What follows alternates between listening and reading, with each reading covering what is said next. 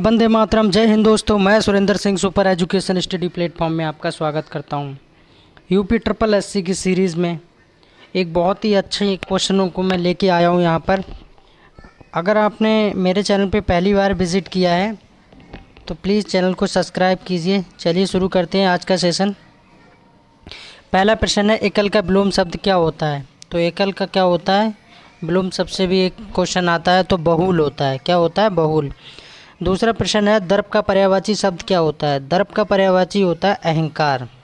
तीसरा प्रश्न है, मन को हरने वाले के लिए एक शब्द। तो एक शब्द क्या होता है? मन को हरने वाले के लिए मनोहर होता है, और ये पिछली बार पूछा भी गया था पैट की परीक्षा में। चौथा नंबर प्रश्न है, गागर में सागर भरने के लिए मुहावरे का क्या अर्थ है?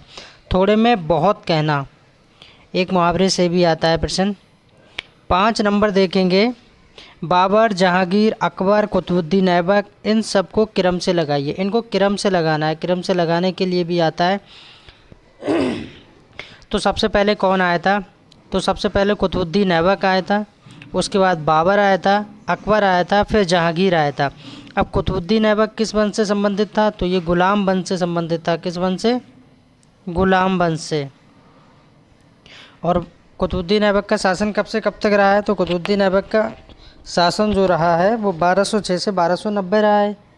1206 से 1290 तक रहा है, ठीक है। और बाबर का शासन क्या रहा है? 1526 में बाबर ने एंट्री की है, 1526। और बाबर के बाद बाबर का बेटा कौन? हुमायूं। हुमायूं का बेटा कौन? अकबर। तो अकबर बाद में आया, अकबर के बाद फिर जहांगीर। तो इस तरह से क्रम से लगाना था, ठीक है। तुकाराम किसके समकालीन थे? तो तुकाराम शिवाजी के समकालीन थे। शिवाजी। बंगाल विभाजन कब हुआ था? तो बंगाल विभाजन 1905 में हुआ था। 8 नंबर प्रश्न है, अभिज्ञान शकुंतलम नाटक किसका लिखा हुआ? तो अभिज्ञान शकुंतलम नाटक किसने लिखा है? तो कालिदास ने लिखा है। अभिज्ञान शकुंतलम, मेघदूतम, कुमार संभव, रघुवंशम, ये कालिदास की रचनाएं जो कि बहुत ही फेमस है। और इस अभिज्ञान शकुंतलम में दुष्यंत और शकुंतला की कहानी का वर्णन किया गया है, जो हस्तिनापुर के राजा दुष्यंत हैं। पानीपत का प्रथम युद्ध, हल्दी घाटी का प्रथम युद्ध, खानवा का युद्ध और तराइन का युद्ध। क्रम से लगाना है, इसे भी कैसे लगाना है क्रम से देख लेते हैं। पानीपत का प्रथम युद्ध कब हुआ था? तो पानीपत का प्रथम युद्ध कब हुआ था? 1526 में हुआ था। दूसरा है हल्दी घाटी का युद्ध। हल्दी घाटी का युद्ध 1576 में हुआ था। खानवा का युद्ध 1527 में हुआ था। और तराइन का युद्ध 1191 में हुआ था, ठीक है। तो क्रम से लगाना है। तो पहले कौन सा युद्ध हुआ है? तो इनमें देख लेते हैं। तो तराइन का युद्ध सबसे पहले हुआ है, तो पहले ये आएगा 1191। और उसके बाद कौन सा हुआ है? उसके बाद पानीपत का प्रथम युद्ध यानी 1526 आएगा। और फिर तीसरा, फिर 1527 आएगा, फिर उसके बाद 1576 आएगा। चलिए आगे देख लेते हैं। तो इसका क्रम यही हो जाएगा, तराइन का युद्ध, पानीपत का युद्ध, खानवा का युद्ध और फिर हल्दी घाटी का युद्ध। इस तरह से इन युद्धों को क्रम से लगाना है। 10 नंबर प्रश्न दिया है, ग्रैंड ओल्ड मैन के नाम से किसे जाना जाता है? तो ग्रैंड ओल्ड मैन किसको कहा जाता है? तो दादा भाई नौरोजी को कहा जाता है ग्रैंड ओल्ड मैन। 11 नंबर प्रश्न है, भारतीय राष्ट्रीय कांग्रेस पार्टी की स्थापना कब हुई थी? तो 1885 में भारतीय राष्ट्रीय कांग्रेस पार्टी की स्थापना हुई थी। और किसने की थी? तो A.O. हुम ने की थी। ये भी साथ ही साथ याद रखना है। 12 नंबर प्रश्न है, ब्रह्म समाज की स्थापना किसने की थी? तो ब्रह्म समाज की स्थापना राजा राम मोहन राय ने की थी। किसने की थी? राजा राम मोहन राय ने की थी। 13 नंबर प्रश्न है, अब दिल्ली दूर नहीं किसका नारा है? अब दिल्ली दूर नहीं, ये किसका नारा है? तो ये जो नारा दिया था निज़ामुद्दीन औलिया ने दिया था। 14 नंबर प्रश्न देखते हैं, तीनों गोलमेज सम्मेलनों में भाग लेने वाले व्यक्ति का नाम।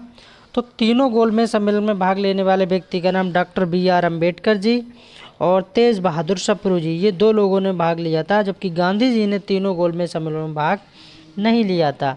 तीनों में नहीं लिया था, दूसरे गोलमेज सम्मेलन में भाग लिया था। अब गोलमेज सम्मेलन हुए कब थे ये भी याद रखना है।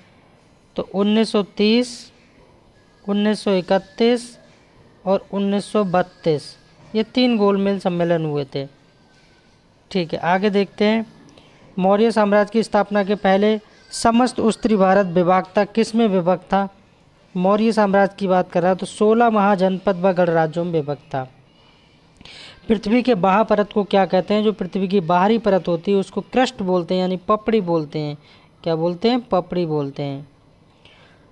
1916 में भारत में होम रूल आंदोलन की शुरुआत किसने की थी? तो होम रूल आंदोलन की बात की जा रही है तो किसने की थी? बाल गंगाधर तिलक ने की थी, बाल गंगाधर तिलक। अगला प्रश्न है, मेघदूतम पुस्तक किसने लिखी है? तो मेघदूतम किसने लिखी है? कालिदास ने लिखी है। दिल्ली के किस सुल्तान ने सिकंदर द्वितीय की उपाधि धारण की थी? तो किसने की थी? अलाउद्दीन खिलजी ने की थी। 19 नंबर प्रश्न है, कौन सा विटामिन हार्मोन्स की तरह कार्य करता है? तो कौन सा विटामिन है जो हार्मोन्स की तरह कार्य करता है? Vitamin D. और सूर्य से हमें कौन सा विटामिन मिलता है? सूर्य की बात की जाए तो सूर्य से कौन सा विटामिन मिलता है? तो हमें मिलता है डी विटामिन।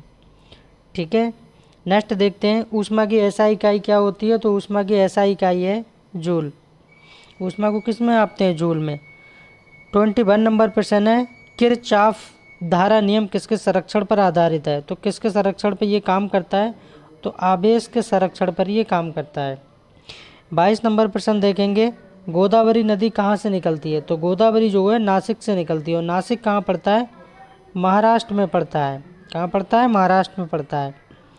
23 नंबर प्रश्न देखते हैं, सुएज नहर जोड़ती है किसको किससे जोड़ती है? तो सुएज नहर जो है भूमध्य सागर को लाल सागर से जोड़ती है, ये भी याद रखना है। 24 नंबर प्रश्न है, संविधान सभा का संवैधानिक सलाहकार कौन था? तो डॉक्टर BN राव संवैधानिक सलाहकार थे। 25 नंबर देखते हैं, हमारे संविधान में मूल कर्तव्य कब लाया गया था? जो मूल कर्तव्य है वो 1976 में लाया गया था। 1976 में मूल कर्तव्य को लाया गया था। 26 नंबर प्रश्न देखते हैं, सर्वप्रथम पंचायती राज का गठन किस वर्ष हुआ था? पंचायती राज की बात की जाए तो 1959 में गठन हुआ था और राजस्थान के नागौर से इसका गठन किया गया था। अनुच्छेद की बात की जाए तो अनुच्छेद 40 में इसका गठन किया गया था। नेक्स्ट प्रश्न देखते हैं, कौन सा संविधान 73वें संशोधन से संबंधित है? 73वां संशोधन जब भी बात आ जाए तो पंचायती राज से संबंधित है। किससे? पंचायती राज से संबंधित है। और 74वां संविधान 74वां संशोधन किससे है? तो नगर से संबंधित है। भारत का राष्ट्रीय जलीय जीव किसे कहा जाता है? तो गंगा डॉल्फिन को कहा जाता है, ये भी याद रखना है। किस वर्ष वन संरक्षण अधिनियम पारित किया गया था? तो किस वर्ष किया गया था? 1980 में पारित किया गया था वन संरक्षण अधिनियम। 30 नंबर क्वेश्चन है, किस देश को सोयाबीन प्रदेश कहा जाता है? सोयाबीन राज्य कहा जाता है तो मध्य प्रदेश MP को कहा जाता है। नेक्स्ट प्रश्न है 31 नंबर, भारत का कौन सा उच्च न्यायालय एक क्षेत्रीय भाषा में निर्णय प्रकाशित करने वाला पहला उच्च न्यायालय बन गया है? तो कौन सा है? ये करंट अफेयर्स के भी मैंने क्वेश्चन यहाँ पर लिए हैं। केरल उच्च न्यायालय। कौन सा? केरल उच्च न्यायालय। 32 नंबर प्रश्न है, किस राज्य ने भर्ती परीक्षा में पेपर लीक को रोकने के लिए विधेयक पारित किया है? आजकल पेपर बहुत जल्दी लीक हो जाता है तो गुजरात विधानसभा ने ऐसा किया है। किसने किया है? गुजरात विधानसभा ने। 33 नंबर प्रश्न देखेंगे, कौन सा शहर पहली बार G20 संस्कृति कार्य समूह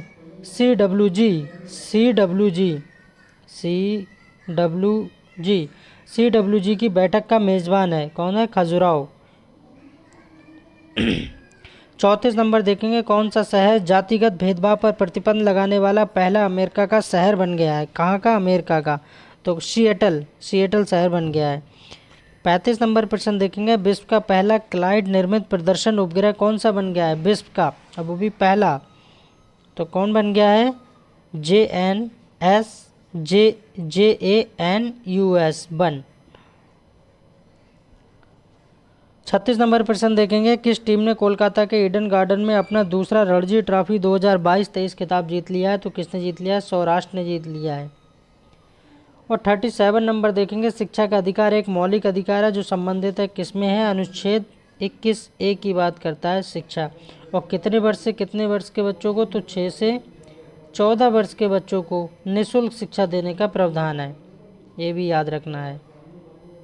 38 नंबर देखते हैं, संविधान सभा में उद्देश्य प्रस्ताव किसने रखा था? तो किसने रखा था? पंडित जवाहरलाल नेहरू ने उद्देश्य प्रस्ताव रखा था। 39 नंबर क्वेश्चन देखेंगे, 18 कैरेट सोने में खरे सोने का प्रतिशत कितना होता है? तो पिछली बार ये परीक्षा में पूछा गया था, 18% सोने का कितना होता है?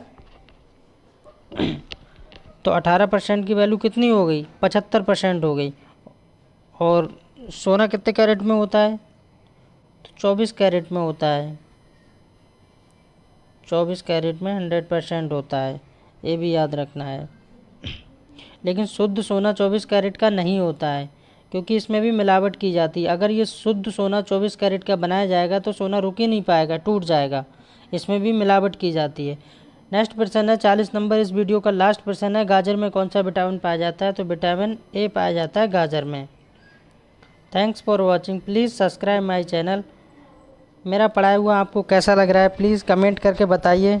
अच्छा लग रहा है या बुरा लग रहा है प्लीज़ बताइए, कमेंट ज़रूर कीजिएगा वीडियो पे। धन्यवाद।